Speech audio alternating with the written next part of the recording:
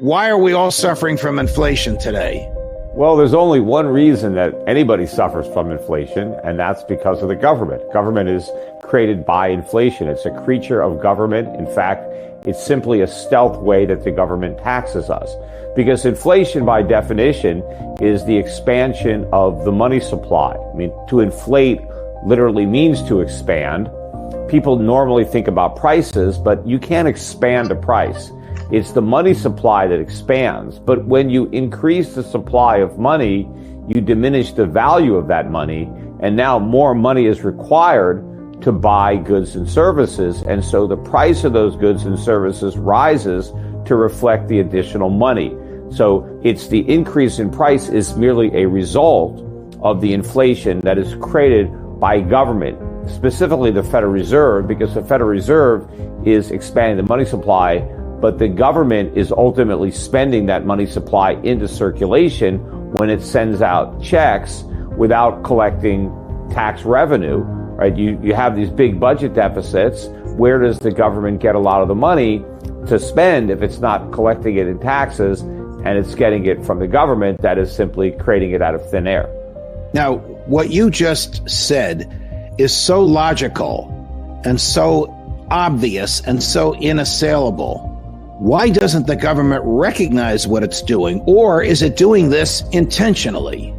Well, certainly the government doesn't want the public to know that inflation is created by government, because then they might oppose it, obviously, because it's a tax. They want to blame inflation on the public, on greedy corporations gouging their customers, on OPEC for raising the price of oil, speculators for trading in commodities, sometimes even maybe greedy unions demanding higher wages. The government wants to point the finger at everybody but itself. And, part of the problem is inflation sometimes, instead of causing prices to go up, it prevents them from falling. And so we don't actually see the harmful effects of inflation because you don't realize how much lower your cost of living would otherwise have been absent government-created inflation. Because the beauty of capitalism, what little we have left in this country, is that capitalism is a force that leads to abundance, that leads to efficiencies and economies of scale. And so normally in a capitalist economy, the cost of goods and services is going down, and that means our standard of living is going up because we can afford to buy more stuff. But when the government creates inflation, oftentimes it prevents those benevolent price declines from happening, but we don't complain about it because we don't realize the benefit that we never enjoyed. So if prices go up by 2%, but they should have gone down by 5%, the government says, we have 2% inflation, but we don't. We have 7% inflation. Prices are 7% higher because the government inflated the money supply than what they would have been had the government not created the inflation in the first place.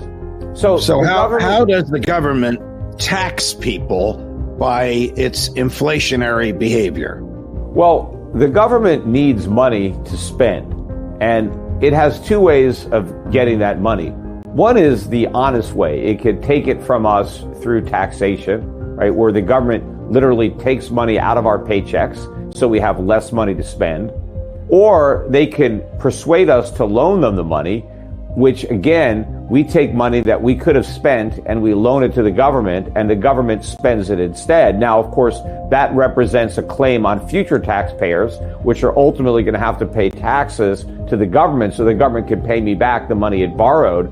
But in either of those two ways, taxation or legitimate borrowing, money is sent from the private sector to the government, and then the government puts it back into the private sector. So there is no net increase in the money supply, but there is a net reduction in my personal money supply, because money that I send to the government cannot be spent by me, but I have less to spend, so I get less stuff. The other way the government can pay for spending is just by printing money, and then it gives that newly printed money to somebody else to spend it. But when that happens, even though the government didn't take my money, the government took my purchasing power, because now the people who got that newly printed money, they go out into the marketplace and spend it. they compete with me to buy goods and services, and that drives up the price of those goods and services. And that additional price basically is the equivalent of a tax. So let's say the government takes 10% of my money in taxes, and now I have to reduce my spending by 10% because I only have 90% of my money. So I buy less stuff. But if the government leaves me with all my money, but just prints up the equivalent of 10% of my money and gives it to another person, and now that person goes and buys goods and services, and the price of those goods and services go up by 10%, I now have to reduce my spending by that same 10% because I don't have an unlimited amount of money. Things now cost more. So I end up in the same place, regardless of whether the government takes my money or my purchasing power. The difference is when the government takes my money, I know who to blame, right? That you raise my taxes. But when they steal my money through inflation, I'm confused, especially when the government is lying to the public about why prices are going up.